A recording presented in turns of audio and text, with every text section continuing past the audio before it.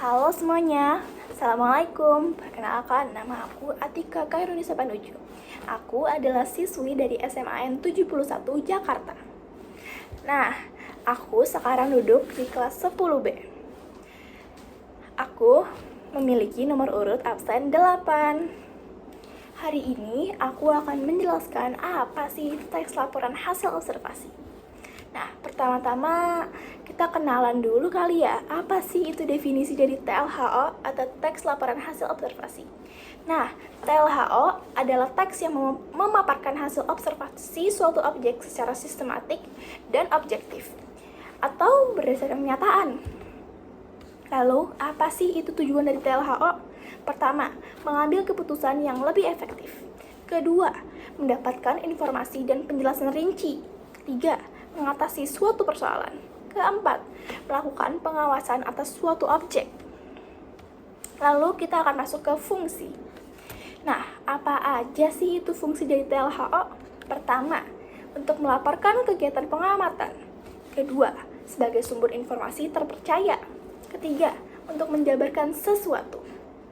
Nah, sekarang kita akan masuk ke ciri-ciri TLHO. Apa aja sih ciri-ciri TLHO? Sini aku kasih tahu. Pertama, bersifat objektif. Kedua, ditulis secara lengkap dan sempurna. Ketiga, tidak berisikan opini. Keempat, biasanya bahasa yang dipakai itu bahasa ilmiah. Setelah ciri-ciri, kita bahas struktur kali ya. Nah, struktur TLHO yang pertama itu adalah pernyataan umum atau definisi umum. Nah, pernyataan umum atau definisi umum ini biasanya berisi gambaran atau informasi umum atas objek atau situasi yang diamati. Ini nih contohnya. Kedua, ada deskripsi bagian. Apa sih ini deskripsi bagian? Deskripsi bagian adalah deskripsi yang berisi uraian rinci tentang objek yang diamati. Jadi kalau misalkan pernyataan umum itu membahas tentang hal-hal umum akan objek atau situasi yang diamati, di deskripsi bagian kita lebih bahas secara rinci dan detail atas situasi atau objek yang diamati.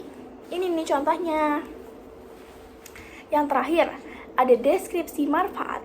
Sesuai namanya, deskripsi manfaat itu berisi penjelasan mengenai manfaat dari objek yang diteliti dari hasil pengamatan atau situasi bisa juga. Ini ya contohnya. Setelah membahas tentang struktur, kurang lengkap nggak sih kalau kita nggak membahas tentang apa sih kaidah kebahasaan dari teks laporan hasil observasi. Nah, yang pertama, kaidah kebahasaannya adalah menggunakan kalimat simpleks dan kompleks. Kalimat simpleks adalah kalimat tunggal, sedangkan kalimat kompleks adalah kalimat majemuk. Kedua, menggunakan kalimat definisi. Nah, kalimat definisi itu adalah kalimat yang biasanya digunakan untuk mendefinisikan suatu hal. Yang ketiga, menggunakan kalimat deskripsi. Nah, kalimat deskripsi ini cocok banget buat mendeskripsikan sesuatu atau suatu situasi. Keempat, menggunakan kata konjungsi atau kata penghubung. Kelima, menggunakan aplikasi pengimbuhan. Jadi, contohnya latihan. Itu kan dari kata latih ditambah an. Nah, an itu pengimbuhan.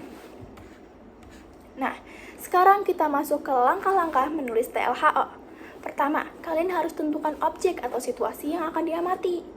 Kedua, kalian harus lakukan penentuan akan hal apa yang akan diamati dari situasi atau objek tersebut. Ketiga, lakukan observasi atau pengamatan. Keempat, susun kerangka laporan. 5. Kembangkan kerangka laporan. 6. Periksa kembali laporan itu yang sudah kamu buat. Setelah menulis langkah-langkah TLHO, aku kayaknya bakal kasih contoh TLHO di sini deh. 1, 2, 3. Teng!